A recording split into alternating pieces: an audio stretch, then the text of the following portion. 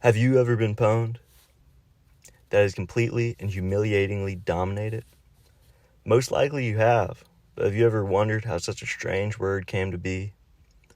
Pwned simply came from the word owned, where it took on a more extreme definition, which simply comes from the past tense of own, evolving from the Old English agen, coming from the reconstructed Proto-Germanic agenas, which itself comes from the reconstructed Proto-Indo-European word "ike," meaning to be the master of. So this meaning has carried on throughout pwn. But this evolution from owned to pwned is where the interesting part comes in. To see this, we have to go back to the early days of the internet, with LAN parties and CD-ROM. But this also gave rise to a new subculture of hackers, who in their triumphs sought to express their domination through owning their victims, as in the hacking of the Spice Girls website, where they were sure to tell the world of their major ownage. This term carried on to the gaming world, where after you kill someone, wanting to express your ownage, you go to the chat. But in your haste of typing, you misclick and replace the O with a P. This typo became the preferred spelling as part of elite speak to show that you're in the know. So the layout of the keyboard with the P right by the O gave rise to pwn as we know it. But why is the keyboard laid out like this anyway? This layout is carried on from the earliest computer terminals, even before computers had screens, and using computers looked much different. Having an interface through typed pages, this was carried out through long rolls of paper with holes punched in, directly adapting older technology meant for telegraphy, where the punched holes can be the input and output of a teletype, allowing telegraph messages to be pre-programmed. This was necessary for more efficient communication, as opposed to the simple telegraph key, which proved to be a laborious process to send and receive messages. So what gave us this layout of the teletype? Well, as typists were already accustomed to using typewriters, it was natural to just reuse this already standardized design. And here we can see the vestiges of this layout in our modern keyboards, as even the keys are offset because in the typewriter, the bars for each key needed room to actuate. And the O and P keys have been set up from the start like a powder keg waiting to give us pwnage. So why this layout? We owe this to the inventor of the first commercially successful typewriter, Christopher Latham Scholes, who finalized the QWERTY layout we use today in 1873. But the layout went through many iterations before that. He started with this straightforward design of a snaking alphabetical order. We can color code these letters to better keep track of them among the iterations. Next, he moved the vowels to the top row, keeping the rest in the same alphabetical order. It is of note that the O is out of order with the other vowels because it's also being used as the zero. And here, the O and P we are interested in are disjoint. But in the next iteration, a lot of changes were made that don't all fully have a nice explanation, but the O and P are now joined. And in the final design, we can see that although shuffled, the letters generally stayed on the respective left or right side from the original snaking alphabetical design, especially the home row, which stayed almost completely unchanged. So one could reason that the O and P keys ended up together because they're alphabetical neighbors, meaning pwned is a rare, non-trivial example, as in not referring to the order of the alphabet itself, of a word being derived from the order of the alphabet.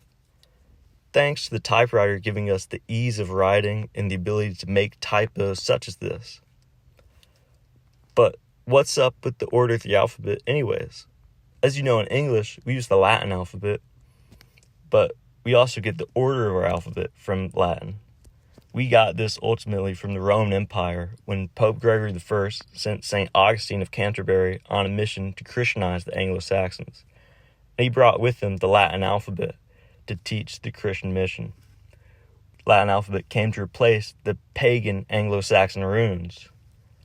You might then wonder, where did the Romans get their Latin alphabet? This came from the Etruscans, who started using this around 700 BC, and we can see their order of the alphabet is roughly the same, and the O and P are still side by side. The Etruscans got their alphabet from the Greek colonies of southern Italy, that were using a form of archaic Greek alphabet called the Euboean alphabet, as they came from the Greek island of Euboea, which came from an older version of the Greek alphabet that they started using after forgetting their much older linear scripts, and they got this alphabet from the Phoenicians. In the Phoenician alphabet, the letters are less recognizable, but the order is still roughly the same.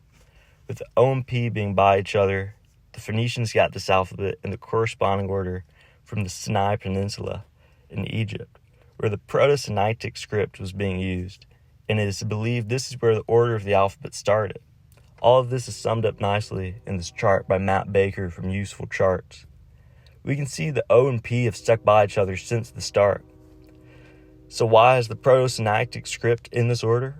It is believed that this was for a mnemonic device to help memorize the letters through a kind of rhythmic chanting, similar to the way we learn the alphabet in song today as kids. However, once we realize these letters come from the Egyptian hieroglyphs, where each pictograph carries a meaning, we can see some patterns emerge, with these letter pairs of the J and K and the O and P, and the Proto-Sinaitic letters coming from these hieroglyphs, meaning arm and palm for J and K, and eye and mouth for O and P. We can see why they would want to put these letters by each other in their alphabet. So, we owe it all to the Egyptians giving us the hieroglyphs for eye and mouth, setting us up for major pwned over 5,000 years ago. And thanks to the eye and mouth being by each other on our head. But why do we have all these features by each other on our head anyways? To understand this, we must look at our evolutionary ancestors. Having this head with eyes and a mouth goes back through the earliest mammals, through the early amniotes and tetrapods and bony fishes, even past the early vertebrates. This all stems from us being the bilateral subclade of the animal kingdom, meaning that we have longitudinal symmetry, as opposed to the radial symmetry of the jellyfish or complete lack of symmetry of the sea sponge. Why does having bilateral symmetry give us heads with eyes and mouths? This comes from a process called cephalization, where a simple animal moving in one direction to feed starts to accumulate sensory organs and nerves toward the leading end with the mouth. This gives rise to our head, with our eyes and mouth being by each other, setting up our O and P keys as neighbors so we can pwn noobs in Quake Arena millions of years later.